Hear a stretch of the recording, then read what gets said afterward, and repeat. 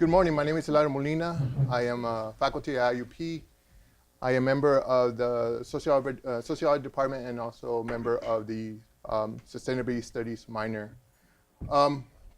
So let me just go ahead and share with you how the panel is going to be structured. As moderator, I will ask a series of questions and to each group, and then at the conclusion, we'll open it up for discussion from the audience. So with no further ado, I invite each group to please introduce yourselves and briefly talk about the group's mission and its composition.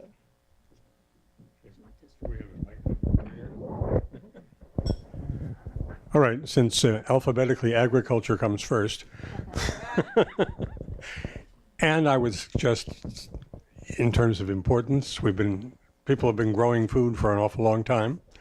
Our group was made up of a wide variety of people who are involved either directly on the farm or in various organizations that work with farmers, and then clowns like me who haven't anything to say. I'm a retired Spanish professor and now local politician, but I do remember in my youth the taste of manure across the face at the first start of the day, and I have worked in sustainable rural development as a Spanish professor in Mexico.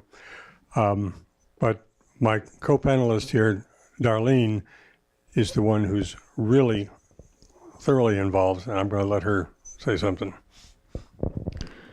I'm Darlene Livingston, and I guess I just want to commend everybody for bringing up this sustainability topic to Indiana County, and also being sincerely interested in sustainable agriculture and the whole agriculture industry as a whole within Indiana County, because it is very important and it is my passion. So I'm thankful that that's of interest to everyone. Hi, my name's LaurieLubold. I work for Indiana Borough in the Planning Department as a program administrator. I was co-facilitator for the Renewable Energy group, and our facilitator isn't here today, Susan Boser. Of course, you all know she's a little busy. But I have two of our focus group participants with us today, and I'll let you introduce themselves. My name is Jim LaFontaine, and I'm an engineer retired from managing a power plant, coal-fired power plant, actually. Spent my career burning coal and making electricity. But that doesn't mean I don't have a very sincere interest in renewable energy, and in particular, the realization that the coal-supported jobs are not here long-term, and we need to be moving forward into the future. And clearly, renewable energy is where we need to go in order to have a sustainable community, for that matter. So that's my interest here. And other people on our task force, many of them came from the workforce, whether it be working for a coal company or working for an industry, supporting the mining industry, supporting the power plants, or came from training people in those industries. There's so much of what we do today comes from our history, but at the same time, so much of what we do today prepares us to really take advantage of where sustainability is taking us, and makes us vitally aware of what's at stake. So. Hello, my name is Nicholas Simney Shea, and I was a member of the Renewable Energy Focus Group. I have some training in solar photovoltaics, but as a lifelong resident of Indiana County, I felt that it was important to push for renewable energy adoption within our communities. The group was formed from a wide variety of private citizens, and they primarily wanted to have our county adopt and push for renewable energy as an economic development and job creation tool. We were a diverse group of people. We had everyone from environmental conservation workers to myself with solar energy. We had educators. We had people that were experienced in building and architecture. We had manufacturing representation in our group, as well as conventional electricity generation, and even coal power interest representation within the renewable energy group.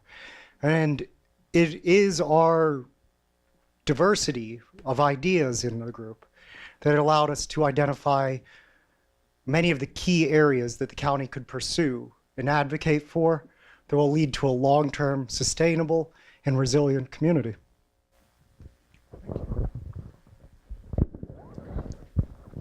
Is this on? Okay. Hi, everybody. My name's Josh Krug. I'm with the Indiana County Office of Planning and Development, and I'm the chief planner in the planning section there. I work on a daily basis, so wherever he went, I'm with Jeff. We work regularly together, and our involvement in this project or in this task force was multi-layered. You know, we provide technical assistance on all sorts of projects throughout the county, and this was a good project for us to be a part of.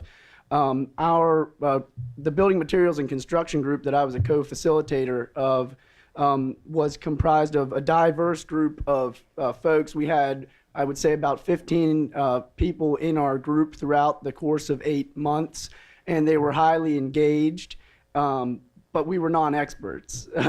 We did not necessarily have building materials or construction experts, but we did have, as I said, a very diverse group. A lot of property owners, some designers were in our group, interested citizens. We had some folks from the library, and we had quite a range in terms of the ages of the people that were involved as well.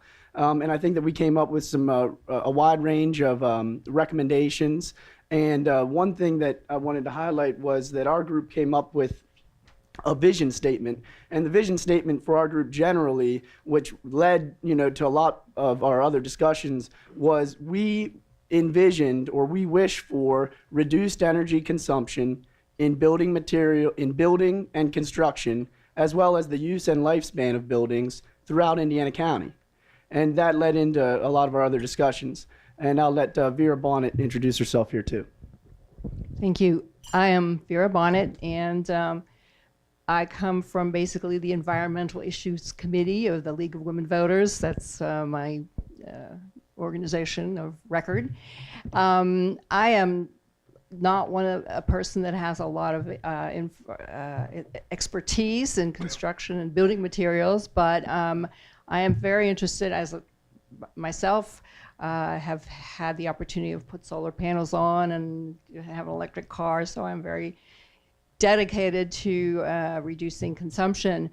But I am also interested in those people that don't have the means and can definitely benefit from efficiencies in their homes, from reduced costs of utilities, and that's really where my interest is in this particular subject. So I made the contributions I could, and you'll hear more about them in a minute. Hi, I'm Cindy Rogers. I guess I wear a couple different hats. I come from a teaching background, but when I retired, I jumped into the environmental restoration and stewardship focus, and it was a huge learning curve, and I've learned a lot over the last 10 years or so. Our group was also very diversified, had a lot of folks from a lot of different areas. And one thing I wanted to mention was we had monthly meetings for about eight months with a huge group of very diverse people. And then the very last meeting that we had, we invited any stakeholders who wanted to join who weren't able to be participants in the monthly meetings. And at that session, we were amazed. We had real estate folks come in, more agricultural folks come into the environmental restoration and stewardship group, and they added so many amazing ideas that we hadn't thought of thus far. So this certainly is not the end of a project. This is the start of something. So I'll let Jeff finish this out. So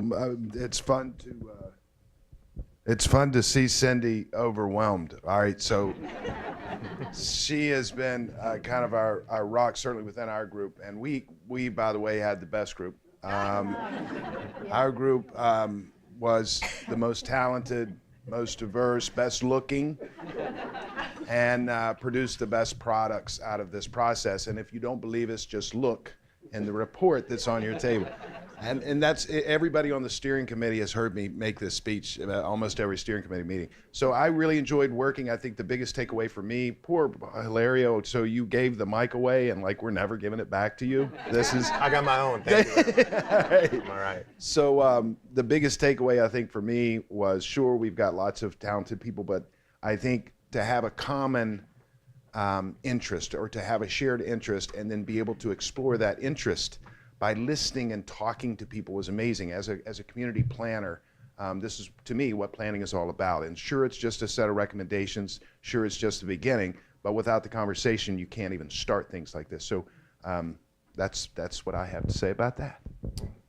Thank you. And as Jeff pointed out, right, it's the beginning. And so I would like to add that as you hear the panelists kind of give you their insight, please note that some of the things that they're, key things that they're kind of talking about are also already in the pipeline, and others are visions.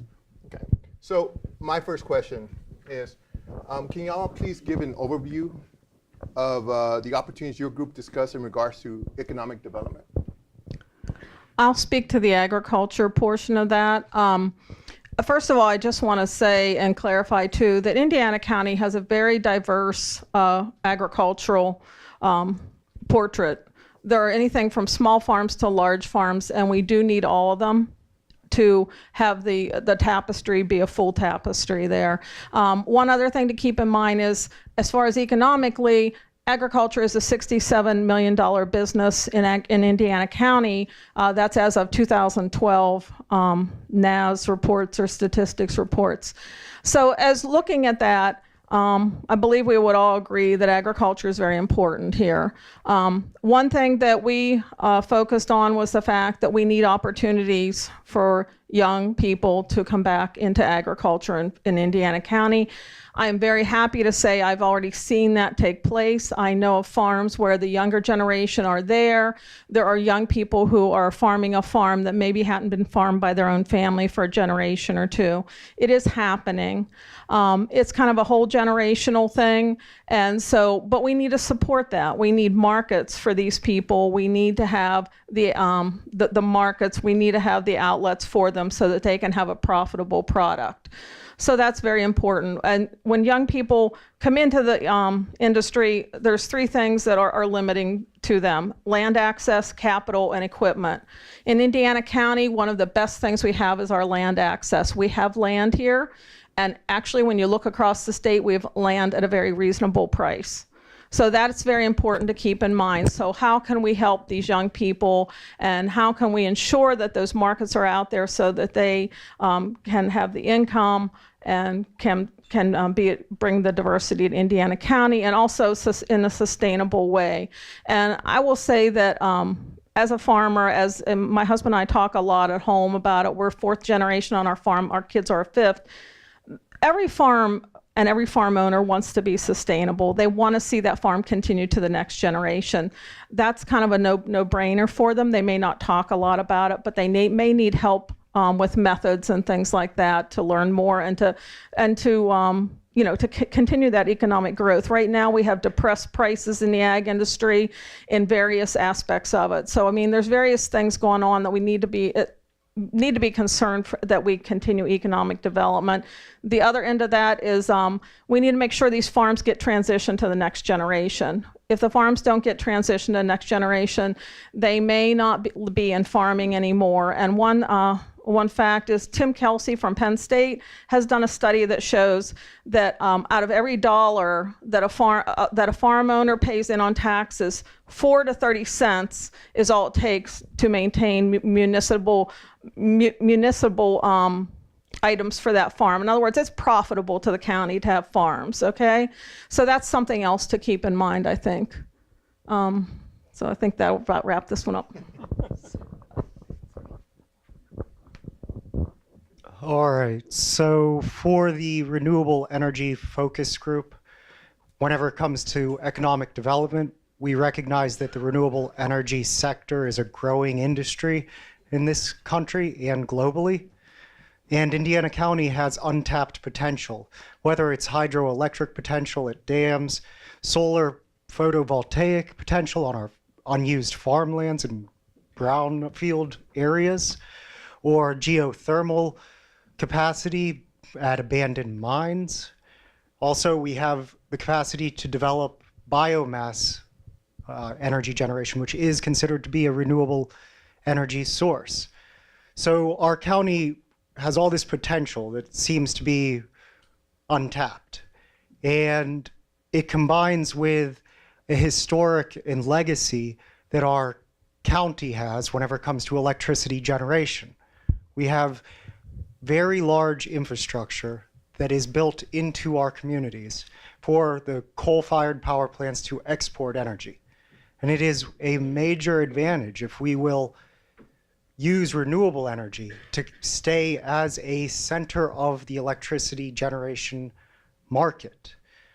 So as a renewable energy focus group, we are advocating that we use renewable energy in this county in combination with our existing infrastructure and a lot of the geographic, and hydrologic advantages that our community have to advance economic development and create jobs.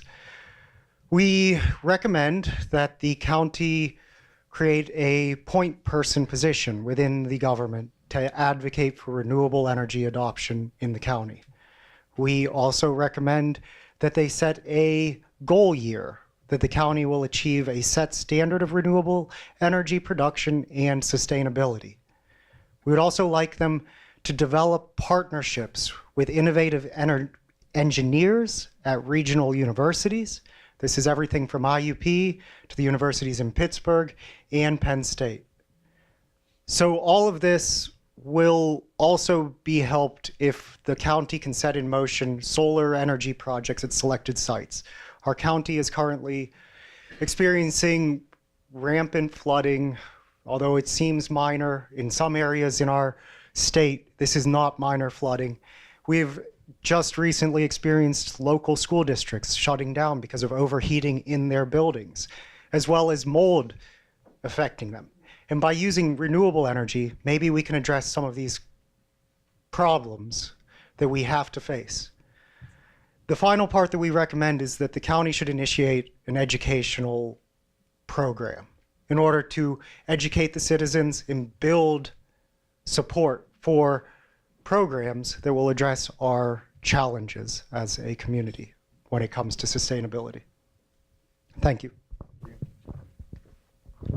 Okay, I'm going to speak to the economic development pillar when it comes to building materials and construction. We talked about a lot in our groups. You know, it was 8 months and we came up with a lot of goals or wishes, and then we fleshed them out throughout the process, and some of them made it to the final document, but some of them didn't. So I want to highlight, you know, obviously I want to go through all of them here, at least briefly, but I do want to highlight a few things that may have not ended up making it into the final document, because there were some interesting ideas that just happened to not, you know, make it in terms of priority, but they're important to hear.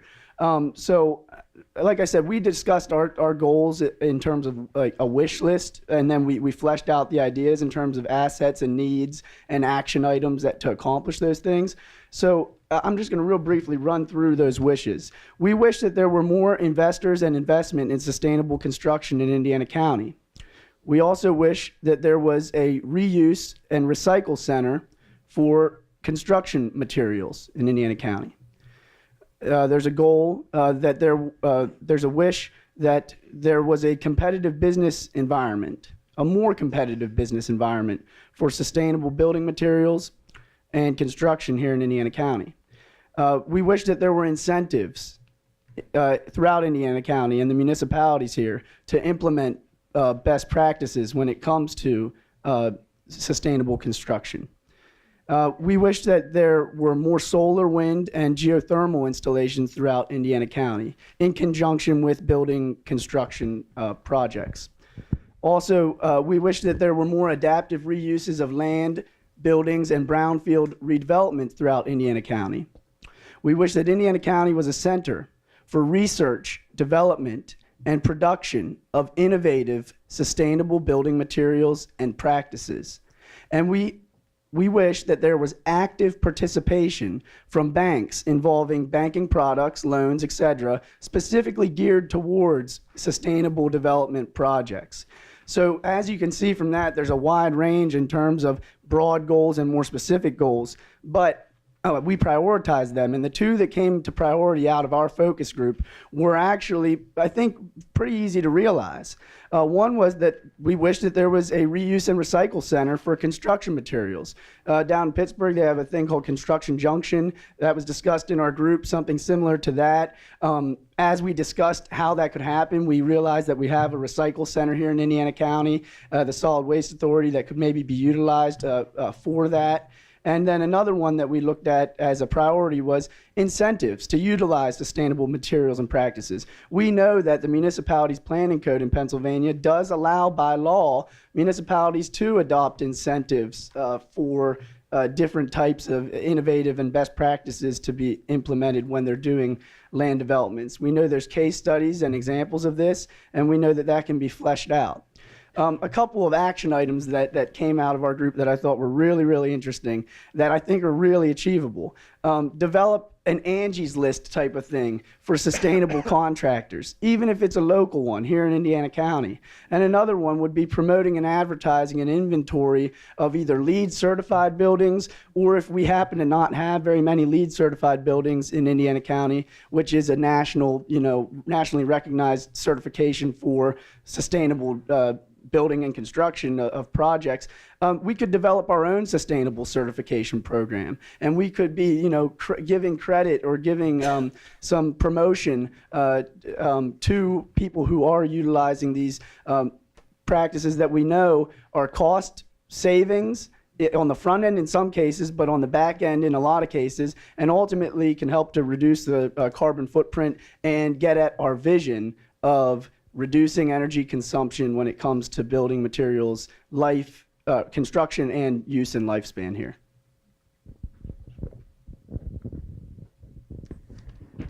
We're representing the, what's the name of our group? Restoration and Stewardship. I did want to mention that you've seen these books on your tables. These books are the final report. And they include not only the big ideas that that made it to this book, but if you look in the very back, there's grids that go over every brainstorming idea that we had, the assets that we already had, what we're going to do, what we hope to do, partnerships, and then final steps that we hope to see developed. They also have in here some really cool things that have happened already, associated with things in our task force, things that are already being developed and moving forward with our goals and our wishes and our hopes for the future. So take a good look at this. If you don't get one, if there's not enough to go around, I think we're going to be printing another printing. Please let somebody at the registration table know that you didn't get a booklet, that you'd like one, and we'll make sure that we get them out, or we let you know that they're available.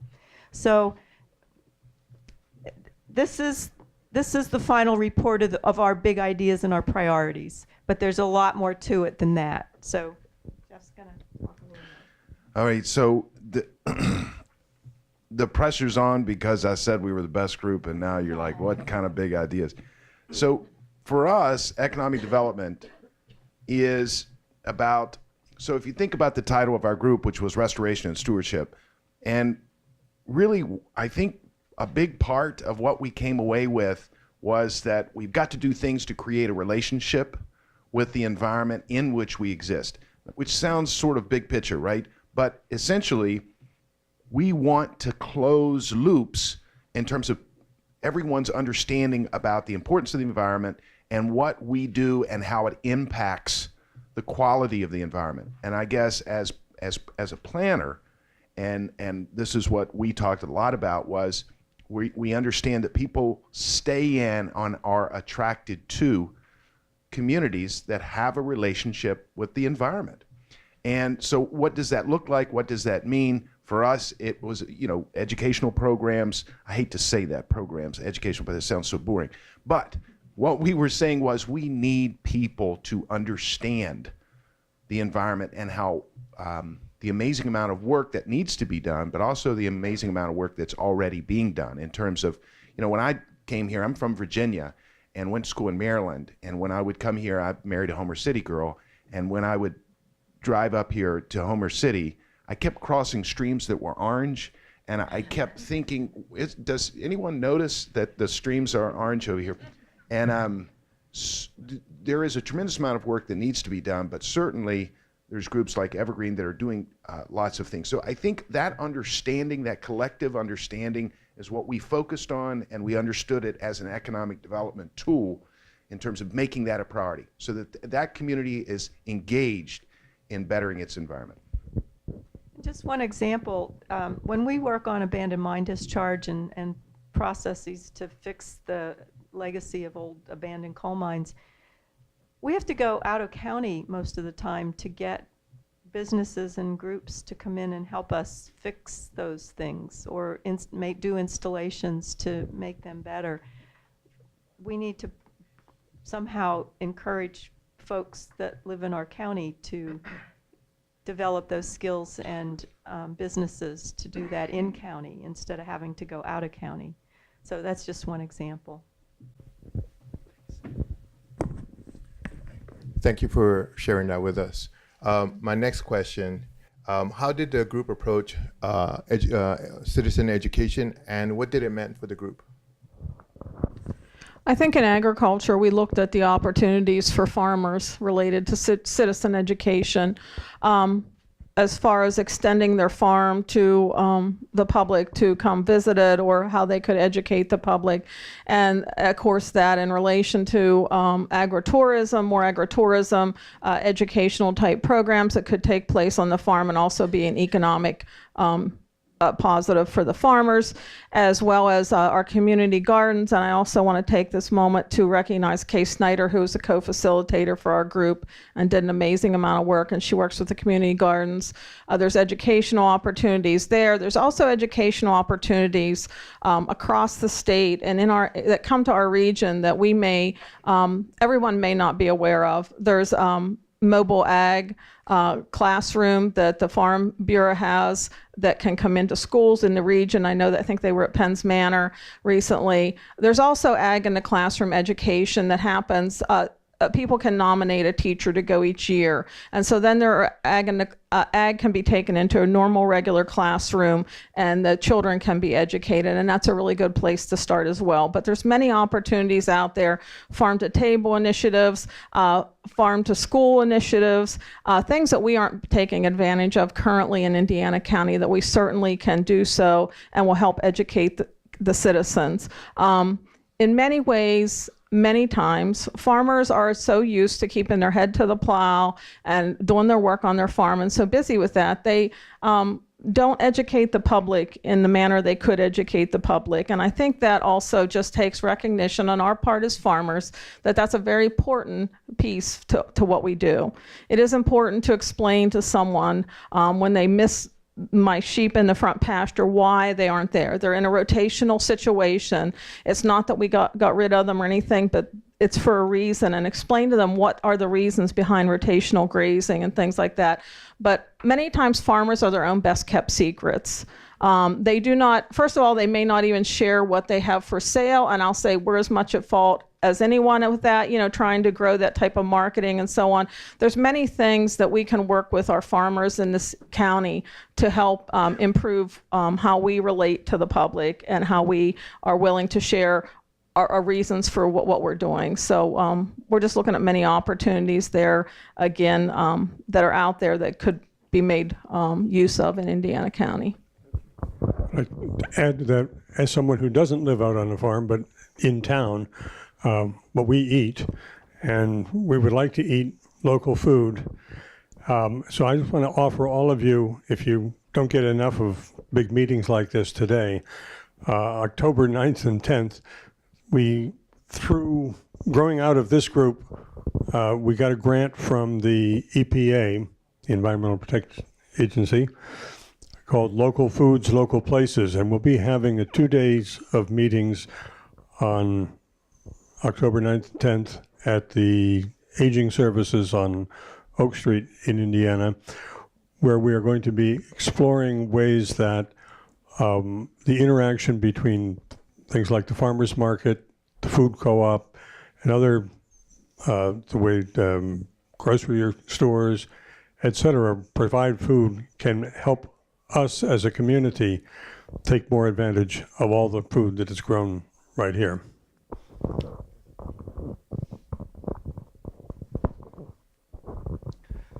So the Renewable Energy Focus Group approached citizen education and the meaning of citizen education is from the point of view that we have to raise the public awareness of environmental issues. We have to also increase our level of consciousness about environmental conservation and the advantages that renewable energy adoption will provide our county. Towards that end, we created a short list of things that we advise the county to do. This includes creating demonstration projects that can provide opportunities to educate. For students in K through 12's grades, it would be important to be able to see renewable energy in operation, preferably being used locally. And the county could provide small demonstrations that would not be very capital intensive to do that. We also would like to see them produce a guidebook on renewable energy and its associated benefits. We would like them to produce facts about energy conservation. One of the interesting ideas was to use a type of caricature, kind of like a Mr. Yuck sticker, where it would remind the young people of Indiana County to turn off the lights and just get back to the basics of conserving our electricity at the same time as advocating for a renewable system. So this focus group, whenever we talked about education, it came back to the same idea that we have to raise awareness and build the community's understanding of how reducing our carbon footprint through renewable energy adoption will benefit the sustainability and resilience of this county. We have issues that we have to deal with as a community, and they could be flood related, or they could be schools and older buildings overheating, or whenever it came to economic development, it could be attracting a diverse group of investors. And the county can play a big part in facilitating that development. Thank you.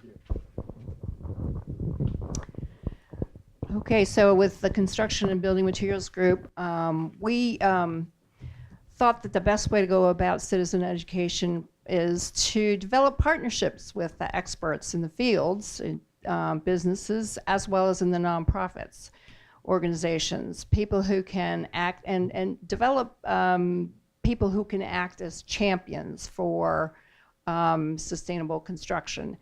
They can promote awareness in the community. People from everything from the Builders Association to the League of Women Voters. These champions can help to with community outreach, like booths at the home show or the county fair. We can host workshops in the community for homeowners as well as for the construction trades, because there's a lot of new products coming out and the people have to keep on top of what's new and more efficient for our homes. And also find organizations like community action agencies that help people that are less fortunate and can do things like provide an audit, do weatherization programs. I mean, these there are existing organizations that do that, but I know that community action here in Indiana County doesn't. But the Jefferson County Community Action Program does do programs, but they're way, way behind. So there's a lot of opportunity to help others, people who may not have the means to make their buildings, their homes more efficient and reduce their utility bills and help them out in ways like that. We can't forget that education means education in the schools. We would like the STEM programs to use specific problems that are related, real problems that are related to construction, buildings, like the use of solar panels. You can have word problems. Remember word problems? I was terrible at them, but they used to say, if a car goes 75 miles an hour and you're going to New York, how long, blah, blah, blah. And, now it should be solar panels. Okay, so you have solar panels on your roof and they produce so many kilowatt hours of electricity, and how much money do you save if the utility charge? You know what I'm talking about. I wouldn't be able to do it, but anyhow.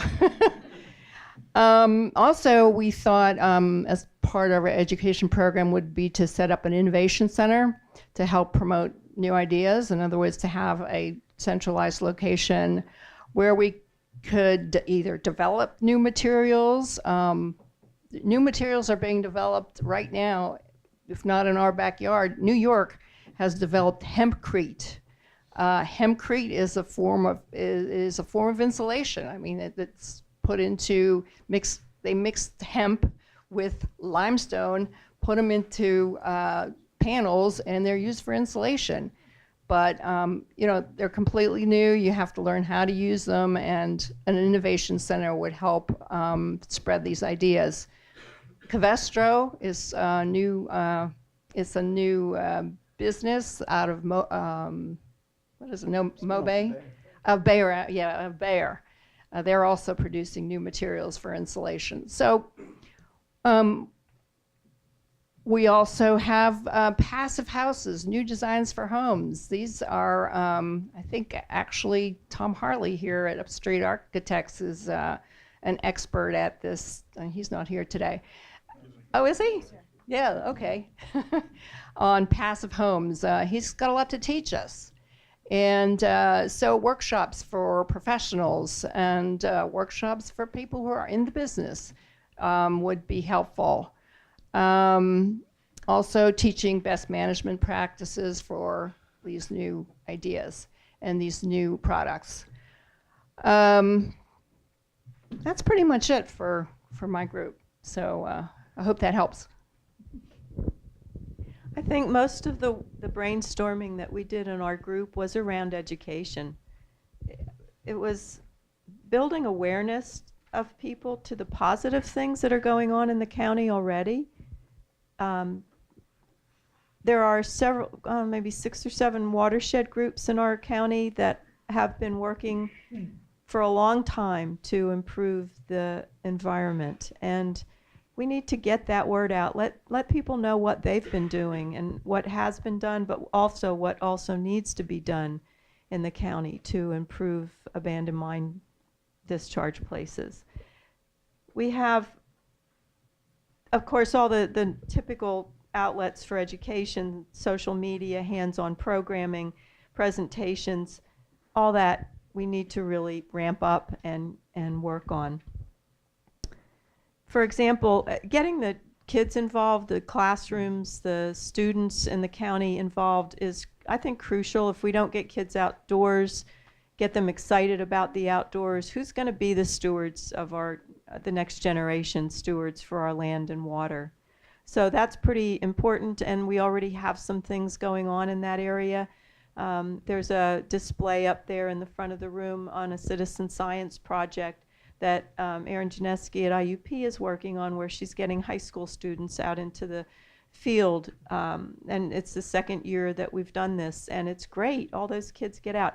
The Conservation District does envirothons where they get kids from 7th, 8th grades and high schools out into the community, out into the environment, and learn about watersheds and forestry and all kinds of outdoor activities. And that's where the seed starts. We've got to get people to understand that relationship better.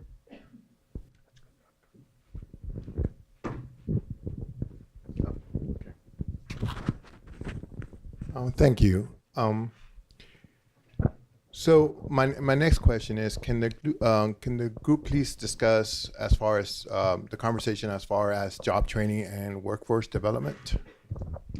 I believe in agriculture, that was very important to us. That was a very large piece of the work we were looking at, because in Pennsylvania, there's going to be slated to be a 75,000 shortage of workers. We're going to be short 75,000 workers within the next decade. And that's related to ag industry related jobs.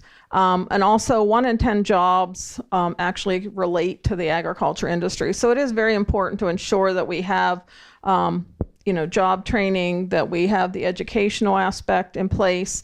And we felt that there was a need to make sure that we publicize the opportunities that are already out there, educational and training opportunities that other organizations have, that we don't need to reinvent the wheel. But then there's other opportunities to help educate our young workforce that are currently maybe leaving the county and we're not retaining them, but to help create educational opportunities for them. And one of the aspects was agriculture incubator, to possibly start that and to develop partnerships and cooperations with community colleges and the universities and things like that are within our access reach. And even, I would say, go into in the high schools and the FFA, but there's 4-H, but just kind of try to develop better ties between all those programs to ensure that we are providing for the needs of the farmers in our communities. And many times we do need to, especially if they're already established farmers, we need to provide the opportunities within the community, within a reach of where they can go to for that, because their time is limited. And that may mean for some avenues on technology, using that as an educational piece, but we have to be well-rounded, because in Indiana County, as you know, we have anything from our plain farmers, our plain sect farmers, to our young farmers that are using technology every day. So I think we have to keep that in mind as well. But there's definitely room for a lot of growth in the educational aspect for us in Indiana County.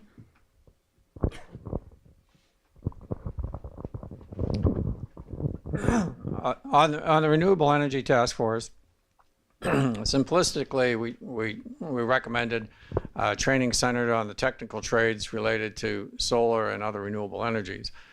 However, that's pretty simplistic, and it doesn't really get to the heart of the problem. This sort of presupposes that we're going to have jobs for solar, wind, environmental restoration, sustainable construction practices, conservation practices. But if all we do is train people and then they go to work in other counties and other parts of the state, other parts of the country, we haven't fulfilled our responsibility of really preparing people for jobs in a renewable energy sector in Indiana County. So, and when you think about our workforce now, are they prepared to do jobs in all of these sustainable fields? And the answer is, to a large extent, they are. They're just not employed here to do that. When you think about it at a professional level, if it's technical, or from a business standpoint, or a finance standpoint, or an environmental or a science standpoint, we have kids growing up here who are graduating from IUP with skills in biology, chemistry, business. We have kids from Penn State and Pitt and CMU with skills in engineering of all types. These people are working in various fields, but we don't have the employment here to do that.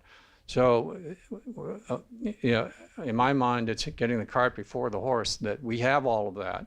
What we don't have is the employers, and that ties into the other recommendation Nick referenced of having somebody associated with the Planning Office or Economic Development, or maybe as is proposed here, Office of Sustainability, that has a responsibility to target industries that will employ some of our people who are being prepared for all these industries now. There's high-paying professional jobs that I just referenced, but that translates also into the mechanics, the welders, the electricians, the people who work on controls, the the operators of heavy equipment that are being displaced from our other heavy industries in this county.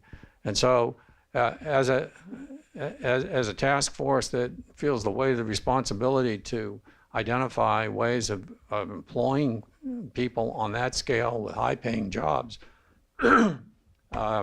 it seems we need to target those industries that are going to take advantage of our resources. We have the people resources to do that.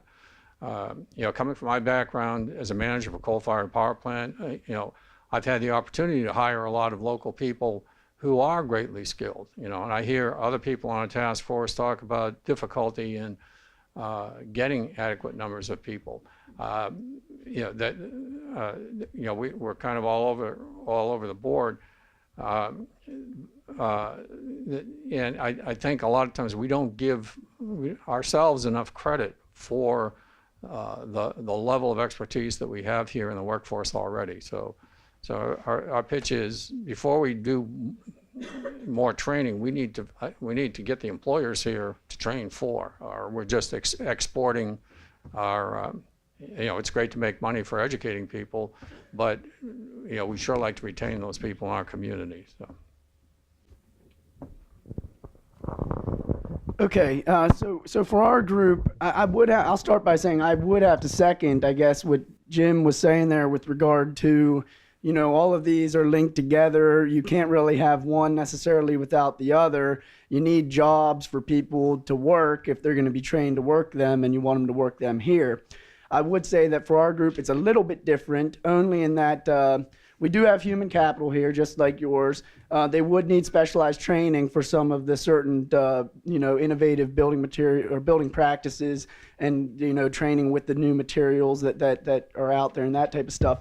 But kind of what I see as an opportunity with regard to building materials and construction is that a lot of folks here are self-employed or working in a smaller business environment, and with some training and some opportunity to take advantage of some materials and practices that are out there, this is something that could be implementable at a smaller scale potentially when it comes to building materials and construction.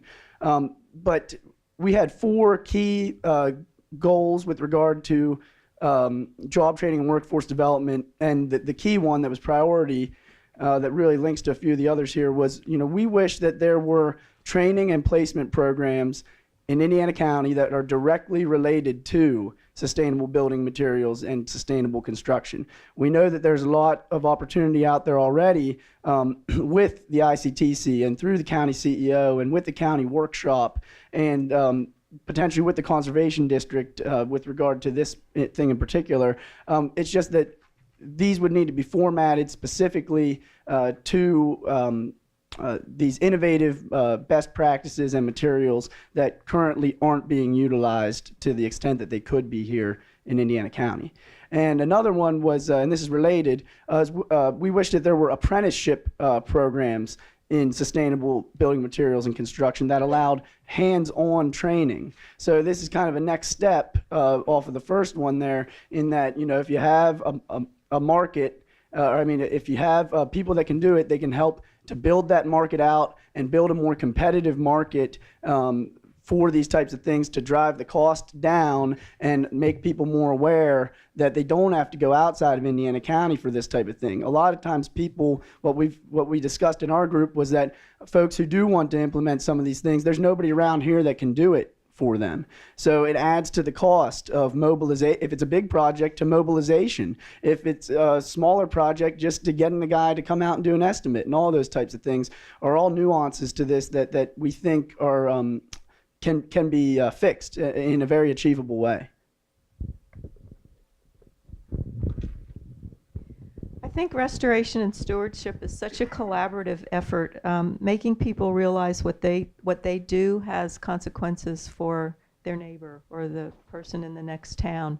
And every single focus group sort of boils down to land conservation and stewardship, because everything goes from that and goes back to that. Well, I think this goes back to some of the ideas, and and if you look in the report in our matrix or in our spreadsheet, we had 2 recommendations, and they fall right in line with some of the things that other folks were saying. I think Jim makes a really good point that the talent and training is here, but we just don't have the industry here, and I think that's a big challenge for all of us in all of our work groups. The thing that was specific to us, though, and what we talked about is the importance of, again, establishing the relationship with the environment and making the environment a priority. I think if we make the environment a priority, we can, if we're missing talent, draw that talent and retain that talent here in the county. And as a workforce development strategy, again, we were out of our depth a little bit, but our idea was that if the environment becomes a priority, then it weaves its way into our educational programming, it weaves its way into our public outreach and our marketing, and we see that as a key tool to get whatever we don't have here and what we have here to stay here. Recycling is a good example. Vera just went to a different county who has are building up businesses using recycled materials. So, yeah. Oh, okay.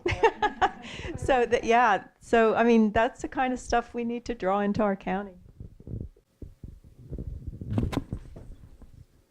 Thank you, everyone.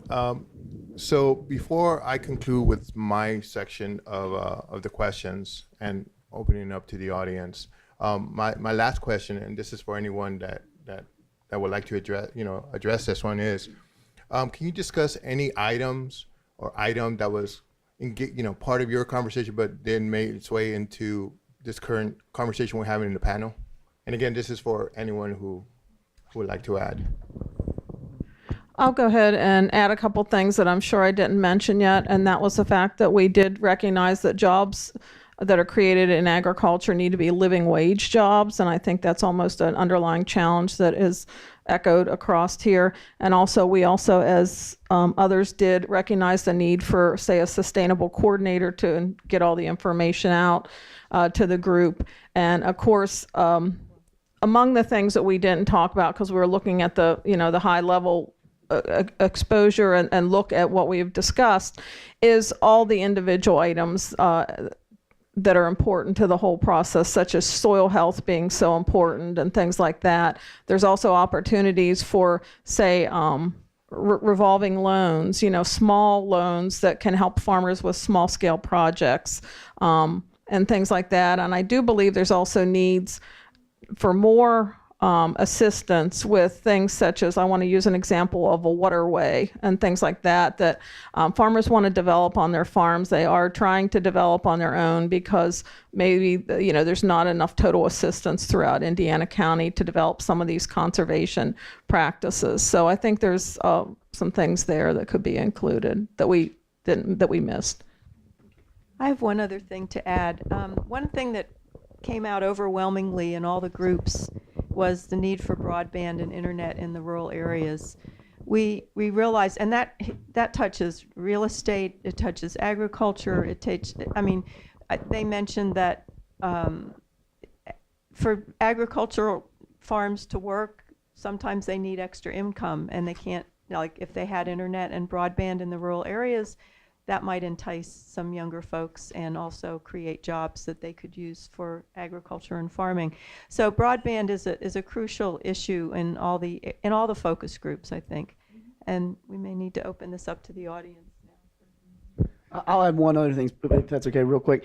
Weatherization was something that we did discuss in our group, and I mean, we talk a lot about a lot of really innovative, cutting-edge types of things, implementing new technologies, things that are being invented as we speak, right now. But just the nature of taking an existing building and at a reasonable cost, doing an energy audit of some sort and figuring out ways that you can add insulation here or do different things to reduce the energy consumption of properties, whether that be residential or commercial, we see that as a way to put money back into the pockets of Indiana County. And as the Renewable Energy Group was saying, we have been an energy producer here for over a century, and we have been an exporter of energy, and we will continue to be that. And us using less of it just gives us more to export out.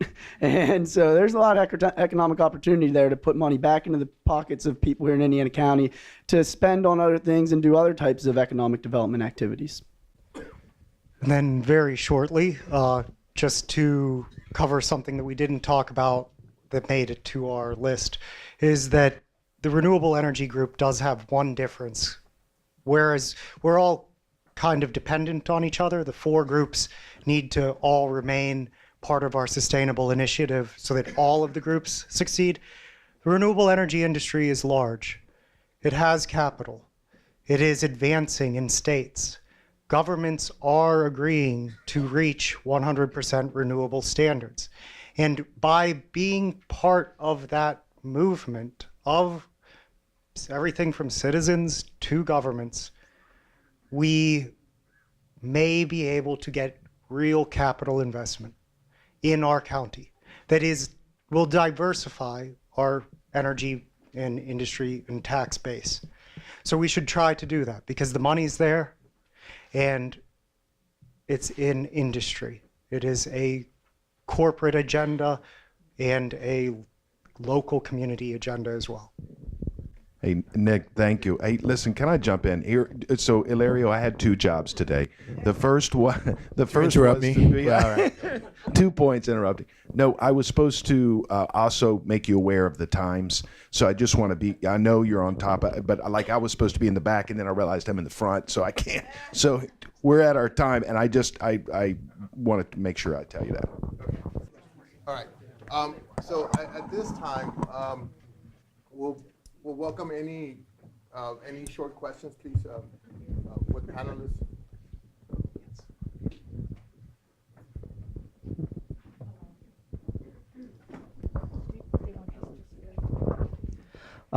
For the renewable energy, I didn't hear anything mentioned about biochar. Is there anything you're doing with that? I did hear gasification. I wasn't so aware. I'm not so much of an expert on. There you go. Yeah, I'm not so much of an expert on biochar specifically, and I don't remember gasification. But I do know that whenever communities have committed to renewable energy, oftentimes it's putting a bunch of different pieces together, and that can be including biofuel. Burning wood chips is one way that a community like Burlington, Vermont, reached 100% renewable energy, and they are very committed to it. But it was by using hydro, by using burning wood chips, by using a wide variety. There was no silver bullet. So, but I'm sorry, I'm not so aware of biochar. Okay, I have a quick question here. Do we have a database in the county of solar installations, the cost, and also the resale value of the renewable energy? Because some communities are very proactive in terms of encouraging solar installations and buyback and so forth, so on. Who wants to answer that one? We do. The easy answer to that is no, we don't have a really good list. One of the things Evergreen Conservancy is doing in their ecotourism concept is we have a master list of solar installations and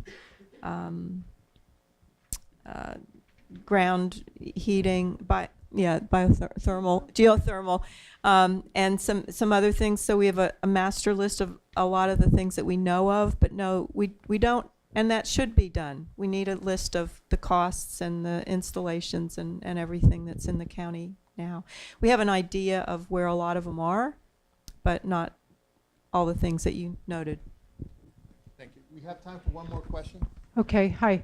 I'm from Beaver County. Thank you for doing this work, so I'm hoping you're going to inspire us. One of the strong things I heard you say was you need employers in this region. And I'm just curious, of your 4 pillars, there's not straightforwardly an economic development or a employer development pillar. So this may be a really big question, but how are you addressing that between and among or apart from each other in your 4 pillars? Who would like to?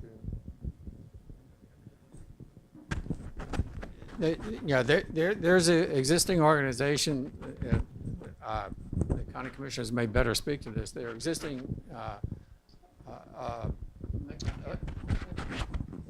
there are existing parties. You know, the planning office, the ICDC. Yes, we have the Center for Economic Operations, and Byron Stauffer is heading up that, and Commissioner Ruddock's very familiar with that, Commissioner Baker. And they have broad responsibilities in soliciting employers to come to the county. I think what's different about what we're proposing is that there be an element of that targets renewable energy industries.